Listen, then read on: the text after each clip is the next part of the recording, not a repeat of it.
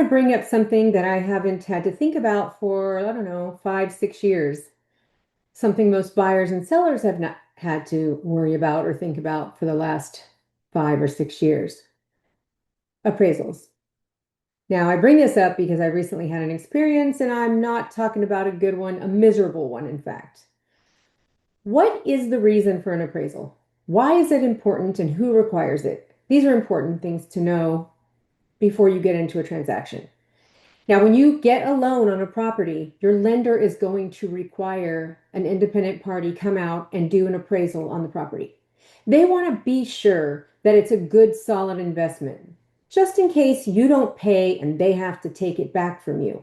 They want to make sure that you don't owe more than they're lending you, and they want to make sure it's a good, viable investment. Fair enough, right? So the bank sends their agent, which is their appraiser, to make an opinion about your property. That's right, it's an opinion. They're going to draw from data that is available to all of us on the internet. They're not going to go walk your neighbor's house that sold 6 months ago, or they're not going to walk the whole neighborhood, look at the amenities, look at the quality of the finishes of other properties. No, they're going to pull data, public information, just that all of us have access to. And they're going to make a conclusion in their opinion and present it to the bank on the bank's behalf. The appraiser works for the bank. So never get it twisted. The appraiser doesn't come to protect you, the buyer. You can feel that way if you want. You're the one paying for it, if that makes you feel better. But they're literally employed by and answer directly to the bank. Now, what if a buyer comes and makes an offer on your property, an obscene offer, meaning way over what it is potentially going to sell for?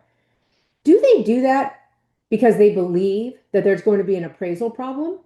Well, usually you can spot those type of deals, and they're really good to stay away from those because that's just someone trying to get the property and then negotiate you down in price. Or do they have any contact with the appraiser directly? The new laws require that a buyer's agent and a buyer are forbidden from directly being in contact with the appraiser. And there's a reason, because they don't want everybody in cahoots. Now, an appraisal is just an opinion. If you had 4 different appraisals, you would get 4 different values most likely.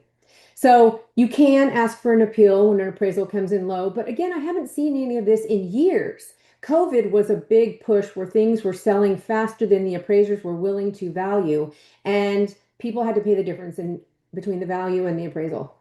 I don't think you're going to see that anytime soon. And if you start to see a trend about that, we have a bigger problem than we're facing at the moment. But I don't think we're going to get into that mode right now.